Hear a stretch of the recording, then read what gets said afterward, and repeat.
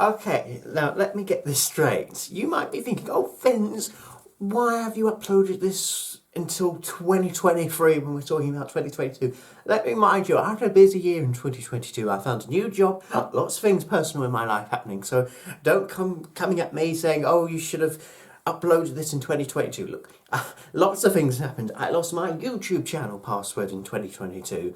So apologies for this video being uploaded a bit late, but in any case, this is the video of the 10 things that shouldn't have happened in Eurovision 2022, and I hope won't see again in Eurovision 2023. In any case, here you go. Here is the top 10. So let's kick it off at number 10, and let's start off with the postcards. My number 10. Yes, the number 10 thing that was wrong at Eurovision 2022 was the postcards. Now, when it comes to postcards at Eurovision, that's the one point of Eurovision where I get most excited to see how the countries are going to showcase their postcards every year. It's one thing every year that I look forward to, see part of the country, that you don't usually see every day, see the artists get involved, see their personalities as well. But this year, though, I was disappointed, to say. I was disappointed. Usually the postcards show off a creative side at Eurovision. Not this year. Basically, I don't know what happened, but it was just a short film of some places in Italy with some pictures of the artists in random spots. Like you had Amanda from Greece projected on some grass. You had Ronnella projected on some rocks for some reason. A Rosalind from Armenia, she was projected off a waterfall. That was so awful. Literally, I don't know what happened this year with the postcards, but they look so bad and so rushed. I don't know what happened behind the scenes, but why did they look so bad on TV? I guess Italy didn't have enough time. They kind of knew the artists weren't going to physically travel to Italy. I can understand that. But they could have done so much better.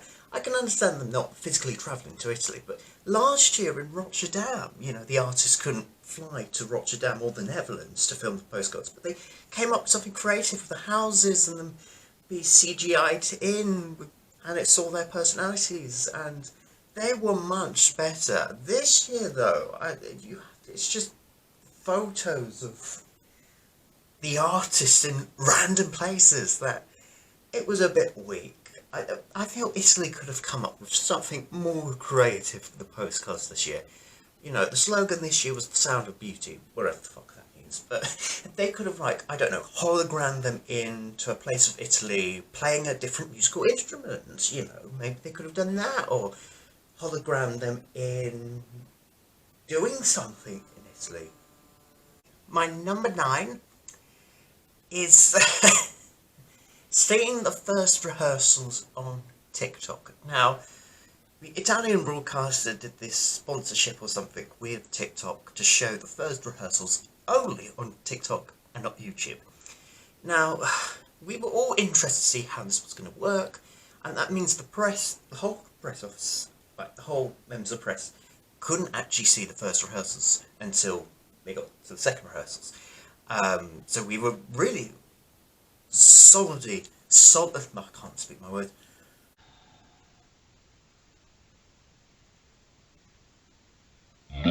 On TikTok for the first rehearsals. And I've got to say, like the postcards, I was disappointed. They hardly show any of the rehearsals, just like a little clip or something, like 5 seconds. I remember Ronnella was like the first clip we saw, and it hardly showed any of her performance, so how could we judge any of this? And I remember Azerbaijan, we hardly saw any of that. Montenegro, we hardly saw her first rehearsal.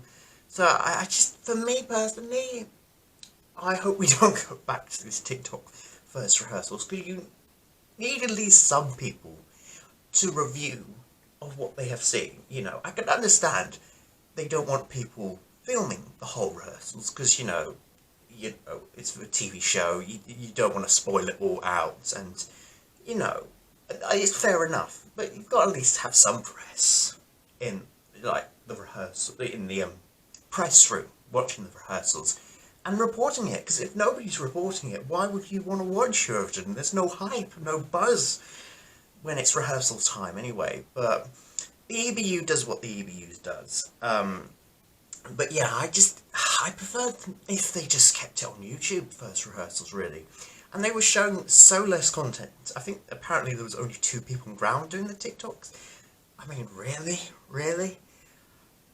Yeah, I just wasn't a fan of just doing this TikTok thing, really. They should have just uploaded them on YouTube like they did last year, much before, and show us a lot more of the rehearsal. Just a little bit more. You don't have to show the whole 3 minutes, but really, it just bugged me. I'm like, you know. Now, number 8 on my list is that there were a lot of camera fails on all 3 of the shows. So, literally, you know, what can I say about this? I mean, really, this is why we have rehearsals. Why were there so many camera fails, camera angles where there shouldn't have been? And not just generally on the performance, you know, people complain about wide-angle camera shots here and there, and, you know, maybe it does make the boxes look empty. But what I'm talking about is accidental camera angles. One of the ones that was what happened is they put, for Ireland, Brooke's performance in the semi-final, when they left the postcard to go to the performance, usually you see the song title of the artist and the song. But for some reason they put the wrong camera angle on, and they never showed you the song title of what performance and the country you're going to see, and then they go straight into the performance. How did that happen on a live broadcast? Like, you have rehearsals to do these shows. How did that happen? And guess what? Ireland didn't make the final, so you know, there's a bit of controversy around that. Like, did that affect the votes? Other things that went wrong, like camera angles went wrong in the green room. You know, when they do the recap and they do, like, the artists do wave their flags for their songs. When it came to Ukraine in the grand final, they put the camera on Germany. I'm like, what's going on? The one country you had to focus on, like everybody was wanting to look for, you know, they put it on Germany instead of Ukraine. How could you mess something up in a live broadcast? Was Ukraine not there in the green room? Like, couldn't they not pan to a Ukrainian flag or something like that? Like they did for Spain in 2019. I mean, it's just so embarrassing. Like, some of the camera angles this year, like, I remember in the grand final, they focused after one of the performances on a chair for some reason. Like, yeah, some of the camera angles looked very wobbly. Like, I felt like watching some of the shows, like, they felt like they were in the wrong place sometimes. Also, I remember seeing so many cameramen on stage where they shouldn't have been. I remember Teens from the Netherlands grand final performance, and I remember seeing a cameraman on the stage. That shouldn't happen so late in the game. Your final performance and you still see a cameraman. That's just not good. Oh, and another one. After the semi-final 1 results were finished, for some reason they pointed a camera on Ronnella from Albania that just got knocked out in the semi-finals. I'm like, why would you put a camera on her face? It's like, and she just went, I don't know what that was about. But they did that with Stella Mwangi in 2011. They put a camera on when she got knocked out. It's just not on. I mean, really? Like, also they put a camera on Deer after he's got his results, not like straight after, like after a few other countries got their points. They point the face on a Deer from Azerbaijan who looked upset, and it was just not right. It really, really, some of these camera angles, I remember when they were reading out the results in the first semi-final, like the camera kept shaking up and down. It's just like, ugh. And remember, oh, and then Ukraine got their final points and then they eventually won. Like, they didn't go back to the leaderboard. We wanted to see who was in second. Was it Spain? Was it the UK? They didn't point out until like 30 seconds later. It's just, Italy, what happened? Who directed this? Who directed? And they had so many rehearsals. How can so many camera fails happen in all three shows? How does this happen? But I remember, one, I think it was semi-final 2, one of the dress rehearsals for the jury show, was supposed to take 2 hours. It ended up taking 5 hours to do. I mean, that's not good that late in the game, really. Come on. I mean, I hope the BBC is much better directing this, and hopefully we won't have, occasional camera angle wrong, or like, maybe 1 or 2 in a show, you could understand it naturally happens, but when so many happens, you do ask questions like, what is going on behind the scenes? Who's directing this?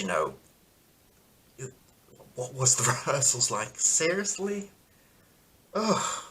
The number 7 on my list is Holland. No, Poland. It's the hosts. It's the hosts. Well, I wouldn't say they were the worst hosts we've ever had. I think they were definitely better than the ones we had in Vienna and Kiev, sure. But something wasn't right.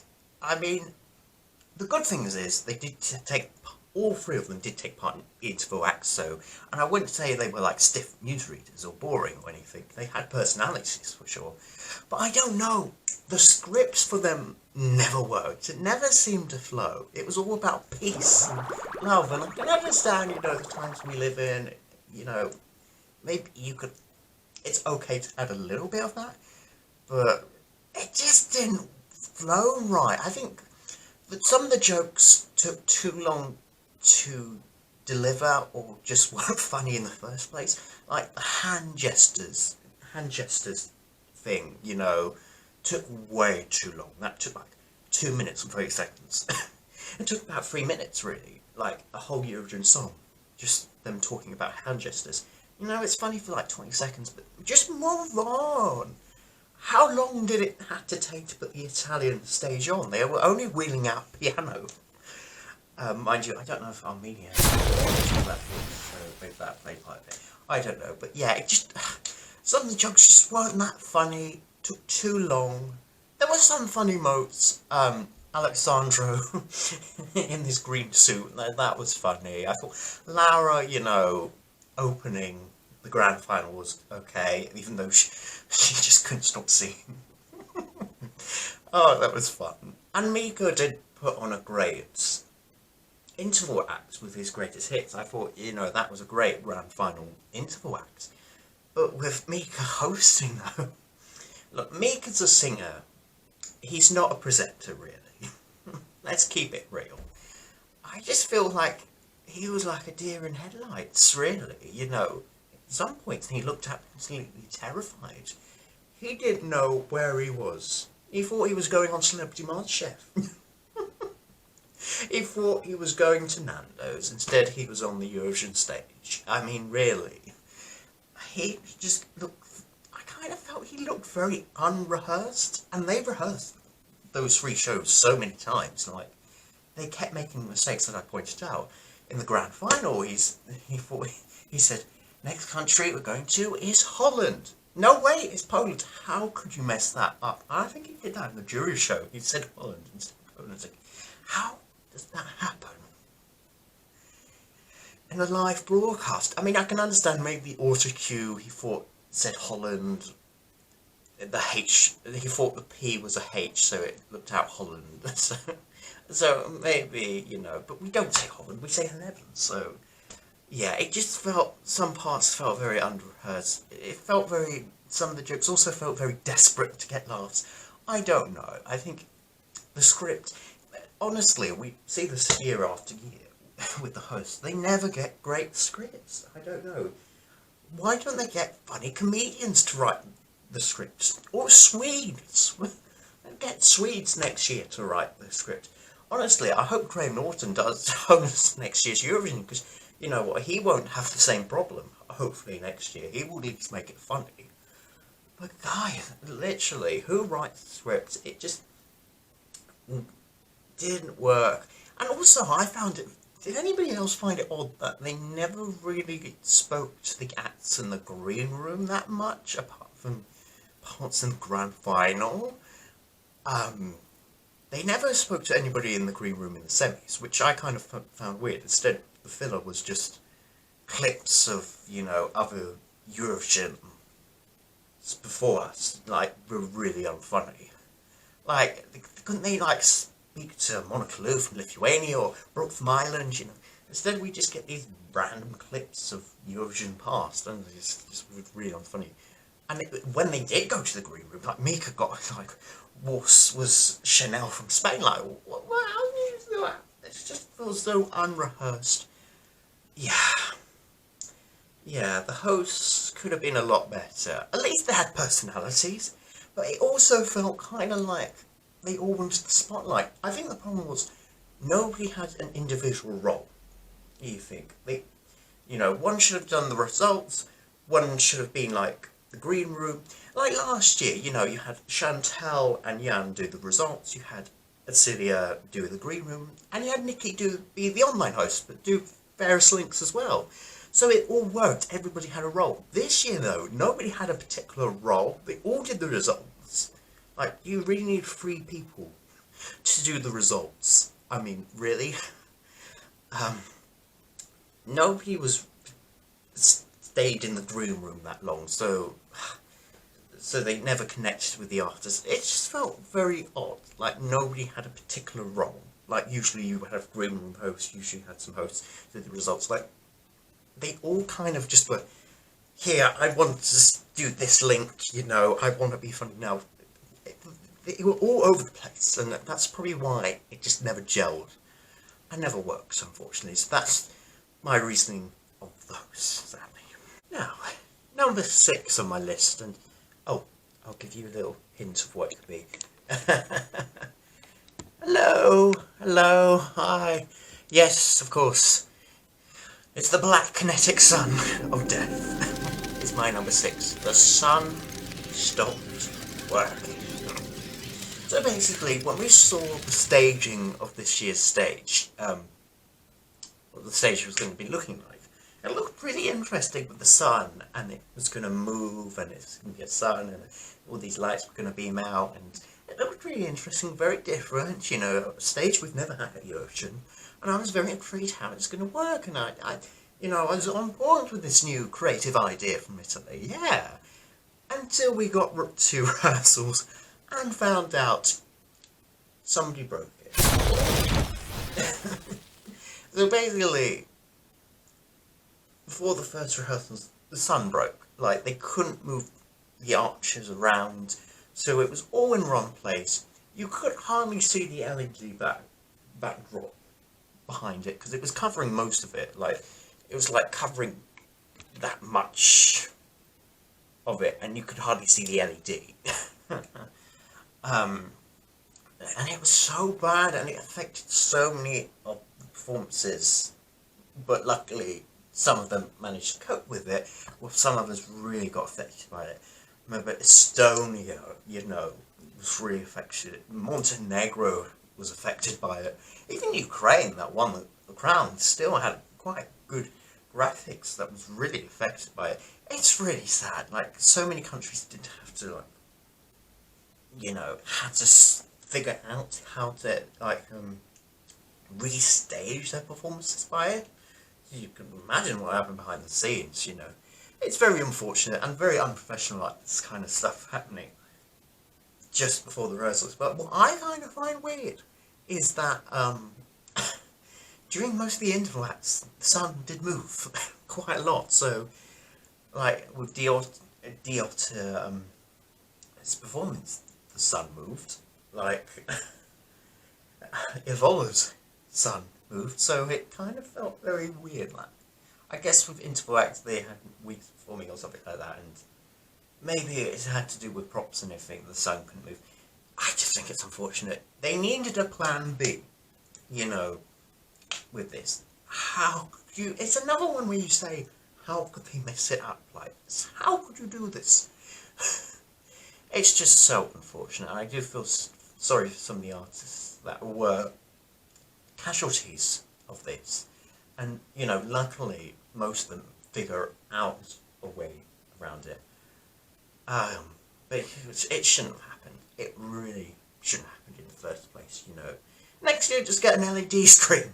Or do what Portugal did and just not have an LED screen. But don't just cover it up with a big black sun in the way like this. Just, oh, it's just... But I like creative staging. That's why I liked Copenhagen in 2014. It was a unique stage, you know.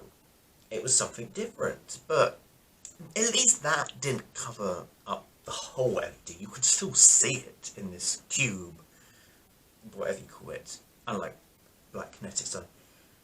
Honestly, I can't believe that happened. It was so disappointing. Like, you know, when you see like the staging, you know, like what the test, you know, when it first comes out, like what the stage would look like. When we get to rehearsals, like what it could be looking like. It looked so promising and had so much potential to be such a great stage at Eurovision because it was so different from anything else we saw. But yeah, it just was a big black kinetic sun, and it's still been lights and that, and it was, you know, but it could have been so much more. It's such a shame. Now, my number 5 on my list, and there's just one word to say: Ronnella.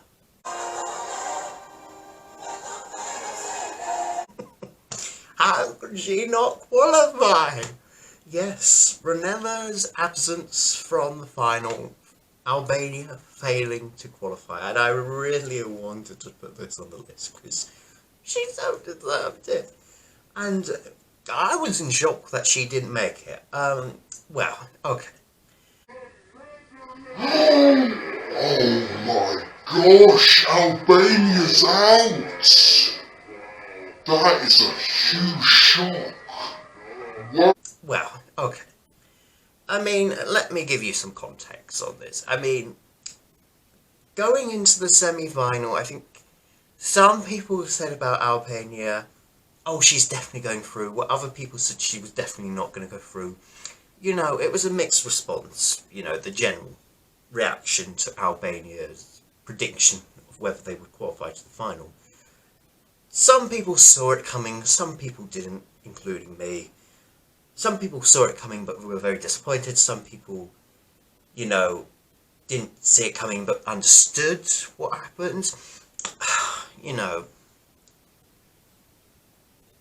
it was a good dance song. It was a risk Albania took. It was definitely one of the best songs this year. But it just didn't get through, and it was a big loss to have in the final, I have to say. Now, I think there's multiple reasons why Albania didn't qualify. Throughout the months, I've been trying to work out what went wrong with Albania this year. And I think maybe the main reason why it didn't qualify, it was too much sexiness. Say it was too sexy. Now, I wouldn't say it was like too much, like throwing props, like too much, that kind of too much. What I mean is like too much sexiness, like the hand on the vagina, the dancer in a sex position for some reason, and then all the dancers banging each other in a line. That was probably what people meant by too much. It was too much sexiness. It was too sexualized, maybe too much for some people. For some people, it turned them off. It didn't turn off me. I enjoyed it, but I could understand now, looking back on it so many times, that maybe people just didn't enjoy the constant banging of another woman. That maybe like some conservative countries probably just didn't like that, especially if that was the first song of the night. Um, yeah, so that I think that was probably the reason. I think why people didn't vote for Albania, um, which is a shame. It's a shame. It deserved to qualify, but you know, were the vocals. Well, I thought that Ronnella gave her best shot. I thought she sounded all right. Maybe in some parts it was a bit shaky, but for the most part it was okay. I thought the choreography, apart from the sexiness, actually was good. She kept up with it. I actually thought the camera angles were fine. But I didn't like the recap they played. It was just her shouting, going, eh. Like, it was a really weird recap clip, and I don't know why they chose that. They didn't choose, you can be my secret, toka loka, yeah, and they should have picked that as the recap clip. I don't know why they put the bit where Ronnella starts screaming, going, eh. Like, you didn't hear any of the song again. So I think that was probably a mistake on the Albanian team to put that as the recap clip. That being said, though, I would have put her through. I would have still put her through. She was a big loss to the final. Imagine if she would have closed the grand final. It was a big loss because nobody really there was not another song like Albania's this year. Nobody else was like Ronnella. And maybe in a good way, maybe Chanel actually helped benefit not having Albania competing with them. Yeah, maybe it helps Spain in the long run, but... Oh, Ronnella. I mean, the juries really killed her. They put her 14th. And what shocked me enough, they only gave her 12 points. And all those points came from the Greek jury. All the other juries did not give her any points, which is, well, that's a crime in itself. And what's also a crime in a way is that how people treat like Ronnella. Like, people reported that Ronnella was a horrible person, mean person, when really she's a lovely person. She's got a big heart. And she supports the LGBTQ plus community, which I like. So I don't know why people were so against Ronnella as saying she was a horrible person. Maybe she's quite an outspoken person, you know, she has her feelings, but I just don't think she was like treated that right from some people. Is what I think personally, but now my number 4 on my list, and this was a bit of an unfortunate one. My number 4 is Alina Push not representing Ukraine at Eurovision. Now, I need to point out this is nothing against Kalush Orchestra representing Ukraine. It's nothing against their victory. It's nothing against them representing Ukraine at Eurovision at all. It's just the way it was handled in the Ukrainian national selection. So let me give you a bit of context about this. Alina Push won the Ukrainian national selection early this year, and she was supposed to go and represent Ukraine at Eurovision. However, after some documents say she performed at Russia and did all these gigs and that, and, you know, she was unable to represent Ukraine because she had some documents that were later found that nobody else found, etc. So, unfortunately, she was unable to represent Ukraine at Eurovision, and the Kalush Orchestra went instead. This was unfortunate because, you know, Alina Push did have a really good song, Shadows of Forgotten Ancestors, and it's a beautiful song. It's very Jamala 1944, and you know what? I wouldn't be surprised if that would have won either. I mean, obviously, Kalush Orchestra, you know, was still a great entry, so that was the same great. It wasn't like Ukraine was replacing it with, I don't know, Electra Velvet or something like that, or, you know, something really awful, you know, or Do It For Your Lover. But, they still went with a good entry and still a winning good entry. I just think the crime in this is how it was handled.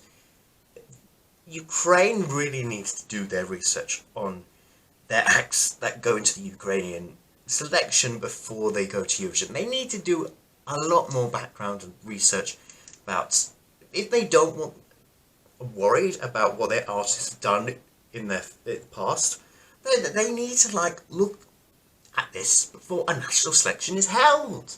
Why would you do this after they've won their own trophy? It makes no sense to me, and I feel kind of sorry for Alina Push that she was brought into this. I mean, it happened a few years ago with Maruv and that situation. And in that year, Ukraine didn't even go to Eurovision because of that. It's so unfortunate, and this is like the second time that this has happened to Ukraine, and I kind of think, they kind of need to look in their contestants that do these national selection performances. Look back on what they have done than doing it after they won, But it's unfortunate. It shouldn't have been handled like this. Obviously, it should have been executed much better than this, and it's really unfortunate, and you kind of feel sorry for Alina Push that she was put in the situation, and it's a shame that she never went to Eurovision and probably will never go to Eurovision representing Ukraine. And, well, there's always San Marino, but but no. But that is not taken away with Kalush Orchestra. I just think it was handled badly, Kalush Orchestra deserved to go to Eurovision as well, and they deserved to win Vigbeer. I just think it was delivered really badly from the Ukrainian selection, and let's just hope this is the last time a situation that has happened like this. Hopefully it won't happen again with Ukraine, Oh my goodness. Yeah, just feel bad for Alina, and, My number 3 on my list is now this is an interesting one to talk about. It's the juries killing the fun in the semi-finals. So basically, the juries killed nearly pretty much every fun, upbeat song in the semi-finals to qualify. Yes, this year I think a lot of people talked about that there was so many ballads this year going through, and I personally was surprised that so many ballads went through. But what is interesting enough, when you split the results in the semi-finals and see which songs were dragged down by the juries, you see there is a lot of upbeat numbers that did not qualify with the juries. Well, pretty much nearly all the ballads would have gone through with the juries.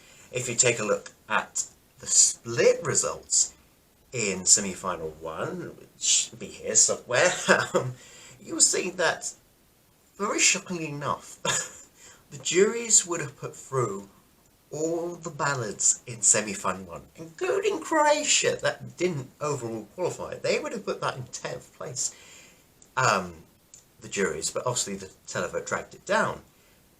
As you know, the bottom 7 with the juries in semi-final 1 were all kind of upbeat numbers. Austria, which they put last with the juries, was very upbeat, very fun. Slovenia's second to last was kind of a bit upbeat, bit fun, and then it was Bulgaria, kind of, you said that's upbeat. Albania was fun at 14th. Moldova was fun, upbeat, they're 13th, wouldn't qualified. Denmark was fun, upbeat, didn't qualify. Latvia was fun, 11th place in the juries and didn't qualify. So yeah, and then you look at semi-final 2, and you kind of look at the same results, like pretty much all the ballads would have qualified if it was down to the juries, apart from Montenegro. Even North Macedonia would have qualified with the juries. I just find it really interesting. You look, they put Ireland third to last in the second semi-final, the juries. I wouldn't say Ireland was the third worst song in that semi-final, personally. I don't know what they were looking at or watching or listening to. I mean, I thought Ireland was one of the best stage shows. How could they only give it 12 points? But yeah, it is quite shocking. And like, they dragged down Romania, they dragged down, all these kind of up-tempo songs. And you could argue, maybe the more slow-out ballad songs were executed better on the Eurovision stage. I mean, I give you that. I mean, but it is kind of strange. They elevated the ballad so much that the fun, upbeat numbers were kind of killed off by the juries. You know, you have Albania was killed by the juries. The televoters would have put it through, the juries killed it. Ireland, you know, was close to qualify with the televoters 11th, which is impressive, but the juries only put it 16th. You know, Romania, that did qualify, got top 5 in the televote, but only came 14th with the jury. Moldova came 2nd in the televote, only came 13th with the jury in the semi-final.